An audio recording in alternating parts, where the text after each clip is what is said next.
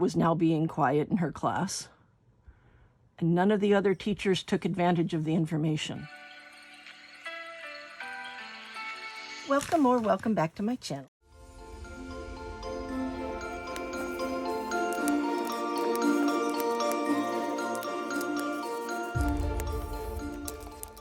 I do hope that you like the content, and those likes and those comments and those shares really help my channel out, and I really appreciate you for doing that. What I want to talk about in this video is a story that a lady that I used to know told me about a student in one of her classes, and this was ages ago. This was back when the best practice of the time was for students to sit in their desks and take notes, and to answer questions asked by the teacher from those notes, and then to sit and take more notes. Every now and then there'd be a film strip shown. It was the time of teaching that was sit down, be quiet, pay attention, take notes, answer my questions. She told me that every 10 minutes, without fail, this student would go off. He would become disruptive, he would become loud, he would become intractable, he would make noises, he would be difficult to settle down. It would take 2 or 3 minutes of class time to get him to settle back down so that class could continue. And then 10 minutes later, bam, he was off again. One day when she was lecturing, 10 minutes had gone by and she noticed that Robert wasn't doing anything. She had to turn around because she was at the chalkboard writing on the chalkboard. When she turned around, she noticed that Robert was still in class. She thought he had left and was quiet, but was not in his seat. And she said she thought about it for a moment and left him there and went back to teaching and went back to writing the notes on the board so the kids could copy it into their notebooks.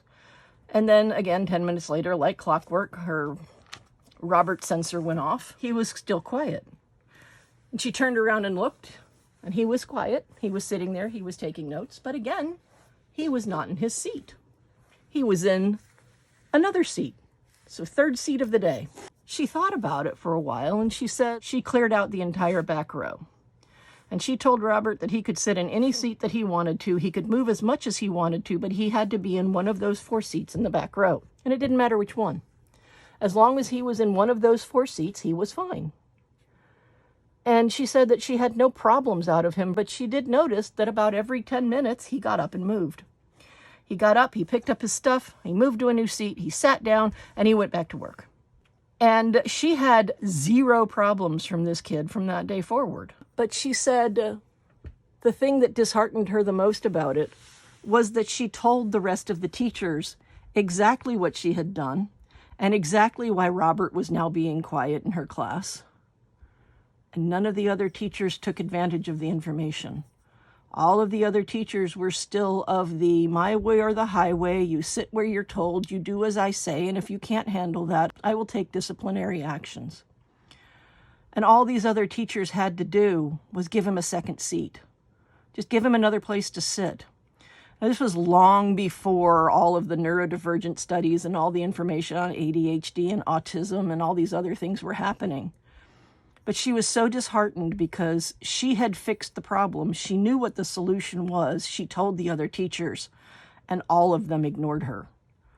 And he ended up being expelled from school that year because none of the other teachers would just give him a second seat. That's all he needed. He just needed a second seat. And he was fine. He just needed to get up and move. One of the reasons that neurodivergent people have such a hard time in the world nowadays is because sometimes the answer is incredibly obvious, super simple, and neurotypical people just refuse to accept it. How simple it is to make the simple and easy accommodations that neurodivergent people need to thrive. This channel is to increase the acceptance of neurodivergent people in this world and hopefully help neurotypical people see that it's really not that difficult to accept us because we're really not asking for much. We just want a little bit of respect for the way our brains work, different from the way neurotypical people's brains work. If you have a person that you know, a person in your family, a person you work with, a person who is struggling because of something, find out what they need. Neurotypical people need to do so little, and it has such a huge impact on neurodivergent people.